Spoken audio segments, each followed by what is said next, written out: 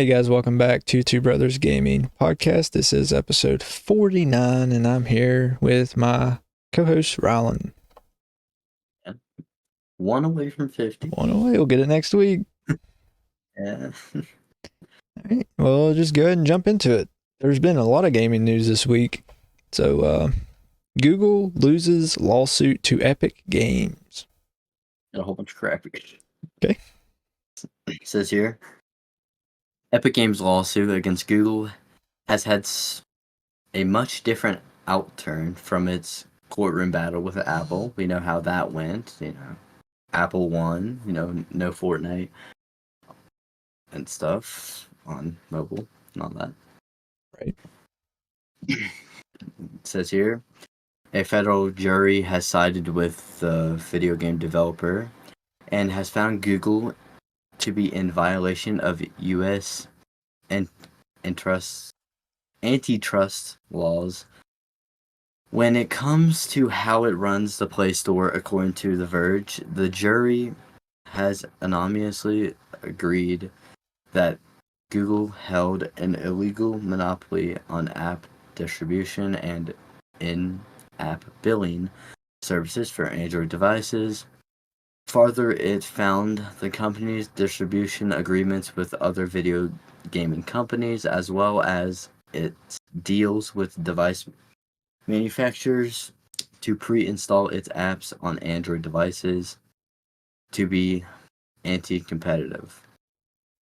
I have here, in its complaint, Epic said that Google had silently paid game developers hundreds of millions of dollars to make their titles downloadable from the Play Store in a native that was originally known as Project Hug. That's a weird name. Yeah. Project Hug. It says here, it alleged that the company had paid Activision Blizzard $360 million to abandon its plans of creating a competing app store, which the game developer subsequently denied. Google, which Epic said came up with the incentive program after its released Fortnite outside of the Play Store, also reportedly inked details with Nintendo, Ubisoft, and Riot Games. I have one more thing here. Okay. The jury has come to a conclusion that Epic Games has been negatively affected by Google's actions, but we've yet to know how its victory will change the latter's practices. In statement posted on X, formerly known as Twitter. I don't think I've ever heard anyone ever call it X since it's changed to X. Still Twitter. Twitter. Yeah. It says here, Epic Games CEO Tim Sweeney said that the court will start working on remedies in January. Judge James Dantino, who's overseeing the case, will be making the decision whether the order to Google gives developers the freedom to introduce their own app store and billing systems for Android devices. In case of Epic Games' lawsuit against Apple, the court ruled that iPhone maker didn't violate U.S. antitrust laws, and it ordered the company to allow App Store developers to direct customers throughout third-party payment systems. So it's a whole bunch of crap that was going on with that. So yeah. So basically, Google lost their lawsuit because they were doing some illegal stuff with their App Store because they're the only one on Android. But the thing with Android, though, you can sideload apps, which you can on iPhone, but not natively. You need a separate app. But anyway. Yeah. Yeah, we still don't know how this is going to turn out. If this will eventually allow Fortnite to be back on Android devices from the Google Play Store. You can still play Fortnite on Android devices, like I said. You can sideload it, and you can even play it on iPhones, not from the App Store, but like if you use the Xbox Cloud Gaming app, you I can play remember Fortnite on whenever I there. had my Samsung Galaxy S10 Plus, you couldn't actually fully download Fortnite from the actual Play Store. No, you have to get it You from had to somewhere else. uh I think go to Epic Games website or whatever and download it, and then it popped up on your phone Yeah, you can go to Epic Game as Store, an or you app. can go to like some other website online. Like just look it up how to download Fortnite on an Android. You can download it from an That's what I did APK because I didn't file, know how to. Yeah, but it wasn't directly from the Play Store. or you can do it on Android too. Like except for iPhone, you can go on the Xbox app or NVIDIA GeForce Play Now or whatever it's called, Yeah, GeForce Now, and play Fortnite on there that way. yeah. Instead of actually Yeah, I mean you can still play it on your downloading it. iPhones or whatever. And on the Xbox app, it uses touch or controller. You can use either one. So Yeah, you can do that on GeForce yeah, also. So GeForce Now. I've used it some too, but mostly use the Xbox app if I'm wanting to play Fortnite on my phone, which I do not do very often.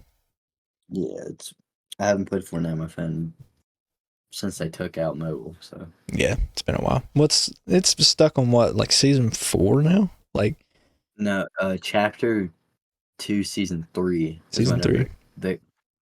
that was whenever it flooded, and you had the charge shotgun. Oh yeah, Um, this is what, chapter 5, 4, 5. I think yeah, Chapter 5, So Chapter it's been a 6. while. I'm not It's sure. been a while. Yeah, But either way, we'll keep you guys updated on if Fortnite gets put back on Google Play Store or not. Well, yeah. probably not, but we'll see. All right, Insomniac hit with major cyber attack. I don't get what's with these people and like these gaming companies. They 'Cause just want money. last week, Like last the week hackers want money. It was Oh threats yeah, against Nintendo and stuff. people are They were just like crazy right threatening. now, dude. And then now it's cyber attacks, Insomniac. What is with these people and just Going attacking these after video game companies. companies? Yeah, Yeah, exactly. I don't understand it. Like, let them do their thing. yeah. They're trying to make everybody happy with their games and stuff, and then you're going to go and do something stupid. Mess them up. Yeah. Get a drink of water real quick. All right. Yeah, there's just a Okay. lot going on right now. People need Yeah, gaming to calm hectic down. right now, you know. Yeah. All the news, you know. Mm-hmm. It says here, Sony is investigating claims by Ricetta ransomware group that it stole sensitive data from Insomniac games, including personal information of the voice actor who portrayed Peter Parker, Yuri. I don't really remember his last name, but I know his first name's Yuri. Australian outlet Cyber Daily reported today that the group had posted some of the data as proof of the hack and is currently auditioning the full set for around 2 million worth of Bitcoin. That is a lot of money. Like in Bitcoin, because Bitcoin's worth a lot Yeah. as it is. 2 million? That's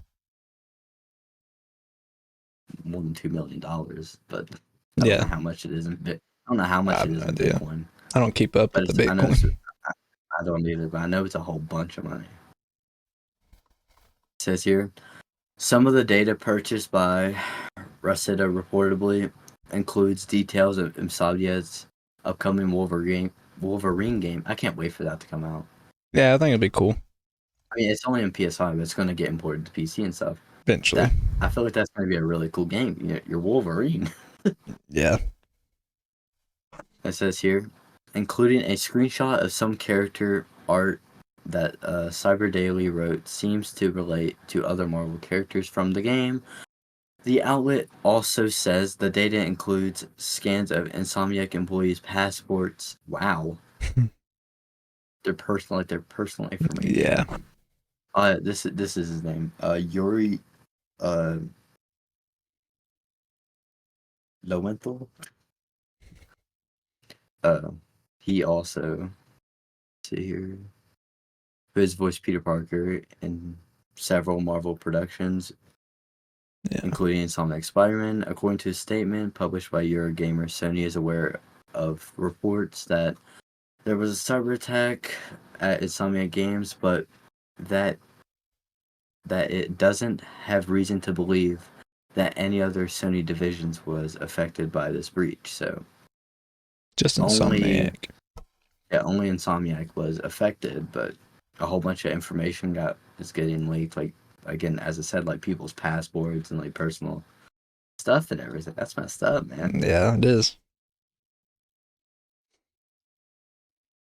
Yeah, so the article I have says Insomniac Games, the developer of popular Spider-Man game series, is being hit by a ransomware attack, and Sony says that it is currently investigating the situation. A group known as Racida has claimed responsibility for the attack and has announced that if Sony and Insomniac Games do not pay $2 million, they will sell the data they have acquired within 7 days. Insomniac is known for creating Spider-Man, Spider-Man 2, Spider-Man Miles Morales. The company had also developed Spyro the Dragon and Ratchet and Clank for the PlayStation. The developer's next is a Wolverine game, but there is no official release date yet. The leaked data, as reported by Cyber Daily, may include internal emails, confidential documents, passport scans, personal information of employees, and more confidential documents. Reseda also claims to have stolen images and details regarding the upcoming Wolverine game. So, wow, they're just wanting money out of it. I mean, they just want $2 million, and then they'll whatever. But I mean, everything's always about money. Like, people do stupid stuff over money. Sony, I mean, they may have lawyers and stuff on their side or whatever. They may not pay the $2 million, but they might have to. I don't know what they'll decide, but if there's anything, an update on this, which there should be, we will let you guys know what ends up happening, whether they pay the $2 million, whether they catch the people or whatever. Yeah. Hopefully they catch them, yeah. Yeah, but I mean, I figured out $2 million worth in Bitcoin's like, it's in the billions. It's really? like 80 something billion dollars. Wow. That's ridiculous. Okay. Yeah. Hopefully the internet's right. I don't know. But yeah. Should be. Yeah. Should be. All right. Last week we had the PS Plus Essential games. Now we have the PS Plus Extra and Premium games for December. I didn't fully get. I know GTA is like in there. I didn't get the rest. All right, I got the rest. I got here. December's a big month for PlayStation Plus games catalog with the additional of Rockstar GTA 5 hot on the heels of explosive debut trailer for GTA 6. Yeah, everyone's hyped for that game. Oh yeah. As Sony points out in a post, the PlayStation blog, GTA 5's arrival and PlayStation Plus game catalog nicely lines up with the game's newly launched update, GTA Online, the Chop Shop, which introduces a new salvage yard business, drift races, and more. But I know GTA 5's in the premium and extras, but I didn't look for the other ones. Okay.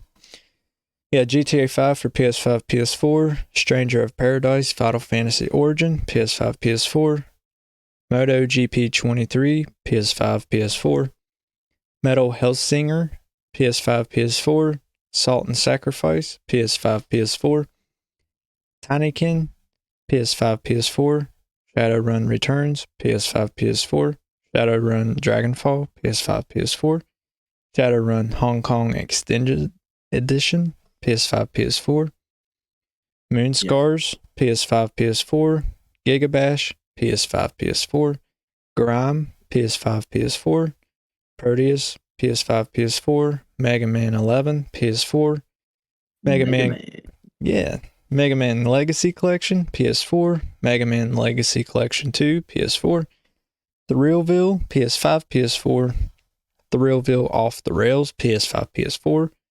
Buzz Lightyear of Star Command, PS5 and PS4. Buzz So, Lightyear game. yeah, I mean, that might be all right. I don't know. Yeah. I've never heard of it, so it might be good. But obviously, Yeah, GTA maybe. 5 is the big one on this list right now. Let's see, Mega Man. I mean, I like Mega Man. Never been a Yeah, I huge did Mega too. Man fan, but I do like the games. I mean, he's kind of Mega Man. It's a pretty big franchise. He Like is. He is popular wise, I mean, if you think of gaming and stuff, you're gonna think of one Mega of Man at he's some one of the point. ones you think about He's one. usually. He's one of the faces of gaming. Yeah, I mean he's been Like with around forever Mario, since the Zelda. NES days. So Yeah. Capcom's most successful franchise, arguably. So So it it's not is. like Street Fighter. I mean they've had a lot of good franchises, but yeah, you're right. All right, moving on. Zelda Link's Awakening DX PC port. Okay, what I got here is Game Boy Color Classics Link's Awakening DX now has an unofficial PC port after a developer released a cool-looking version of the game on itch.io. Its creator, simply known as Link's Awakening DXHD, built the PC port of the 1998's Link's Awakening DX, adding HD visuals, 120 FPS scrolling, and widescreen support. Perhaps the highlight through is that this PC port lets you zoom out and get a complete view of Poland islands as all the NPCs and enemies remain active. So you can just zoom out and see everything.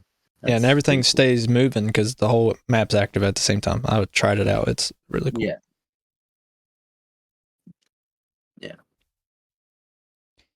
All right, so yeah, there's a Zelda Link's Awakening DX PC port, but as of today, it was taken down by Nintendo. So you can't get it on the official itch.io page anymore. I got it yesterday before they took it down because they took it out today, the day of recording. I downloaded it yesterday, so I've been playing it some today. It is 100. Okay, so it's basically the Game Boy version, Game Boy Color version, but it's like it said, it's 120 frames per second. So it is so smooth playing that. There's no glitches or anything. No, it is so smooth. And I don't know if you've seen, but like the Game Boy version, obviously it was made on a tiny screen like this big, so you go from screen to screen to screen to screen. Yeah. On this, like the entire map's all, I mean, like I said, it's always active, so you just like there's no going from screen to screen to screen. Like you just walk around the entire map. Yeah, like how the first Zelda game was like, well, the first maybe 3. Like whenever you go to a different, whenever you go to the border, it just goes over to the next screen. Shows up, But this is just like it's seamless. Like you just go around, walk around the entire map, and it never switches over. Yeah, and that's cool. It is, and I've beat Link's Awakening. I've came close to beating the original on the DX version on the Game Boy Color. Almost beat it on my Game Boy Advance SP, like really close, but I did end up 100%ing the remake of 2019's Link's Awakening on Nintendo Switch. 100% it is. It's really fun. If you guys haven't played it, play it. But this, I'm sure you can still find the files online, just not on the official website, itch.io. It's taken down by Nintendo ninjas. So,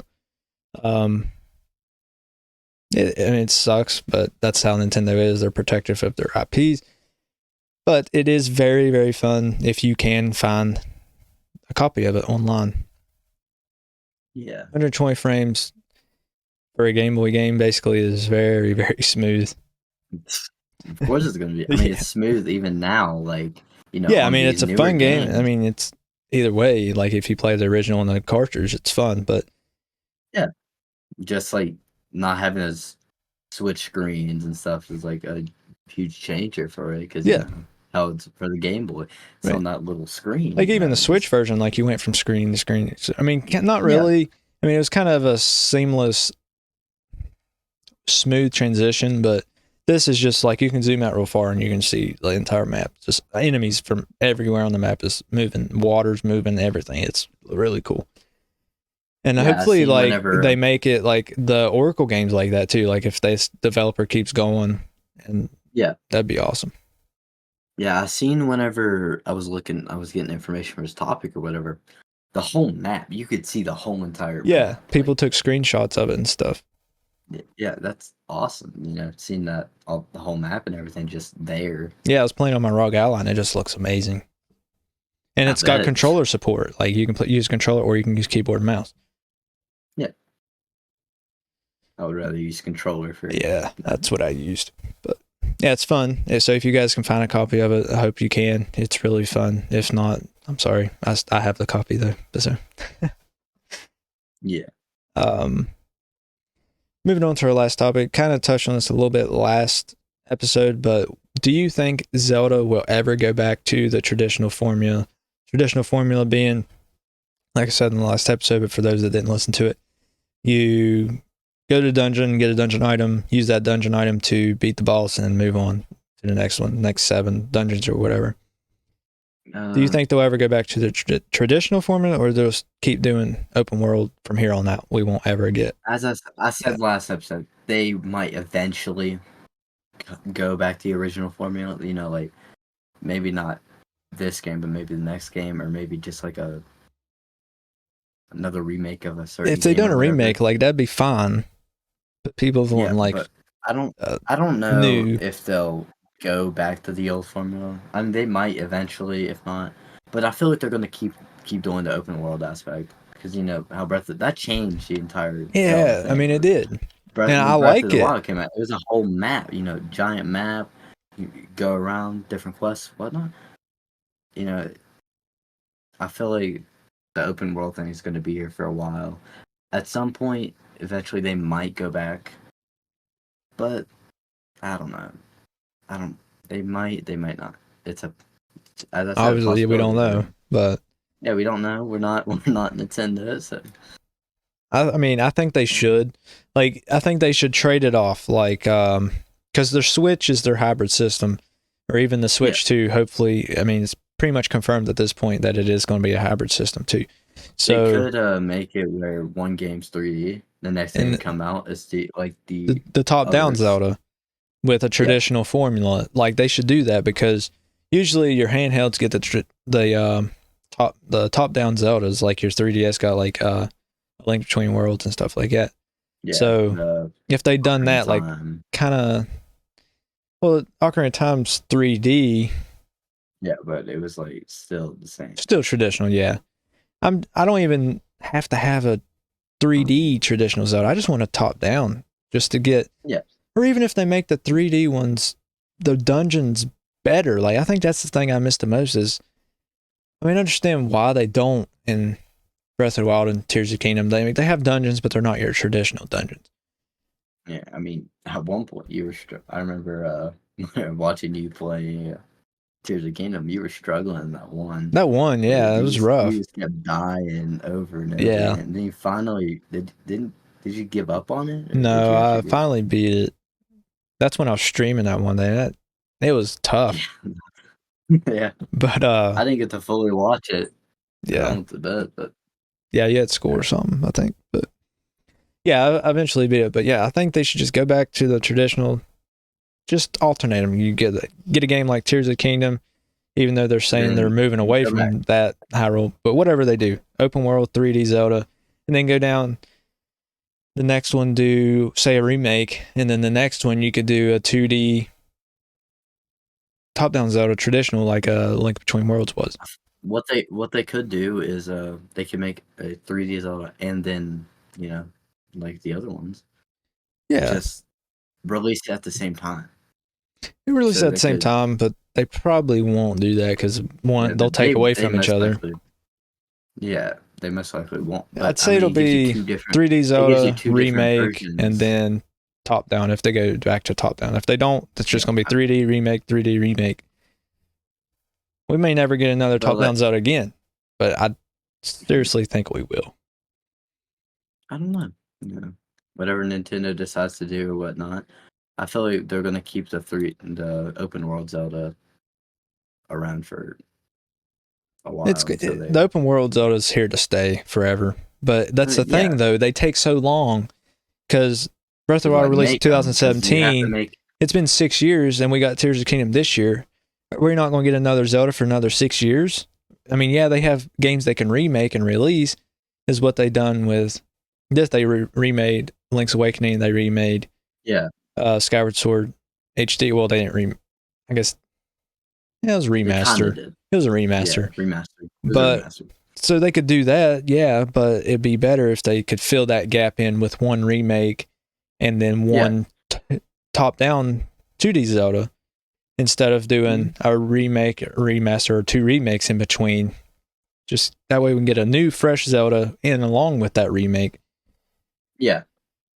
I mean, don't get me wrong, I'll take however many remakes they want to give me, but you understand? Yeah, but I'd still like to see the traditional 2D formula come back. But Yeah, I at think some it point will they might eventually, do that. but I don't know. Who knows? There's a big It's future, Nintendo. and yeah, there's a big future in whatever holds for Zelda and the franchise and whatever. So Right. we'll see whenever it happens. Yep. Get any Obviously, we'll be information. here to let you guys know. So, but that's For all. years to come. Yeah. That's all the topics we got, guys. We appreciate you for listening or watching. You can always watch us live on Kick and YouTube. It's in the description of every episode. Join our Discord server. Come chat with us, hang out. Once we get 30 members, we will have a movie night. We're at 18. So if you join, make sure to invite your friends and we can all watch a movie together. Yeah. And also follow us on our personal socials, our YouTube, Twitch, Kick accounts. And we have an Instagram for our podcast, Twitter, buy our merch on Redbubble and Printify. If you want to buy our merch, you can DM us on our Instagram or our personal Discord accounts. And then I think that's it. Got anything wrong? No, just like as I said last episode, thank you guys for all the support that this last 6 months. Doing this, that doesn't feel like it's been that long. No, it's flew by. It's been half a year. But thank you for all the support you guys have given us throughout these 6 months, and we're just gonna continue to make episodes and everything. Update you guys. Yeah. Every gaming topic, and yeah. All right. Yeah, we appreciate you guys, and we'll catch you in the next episode.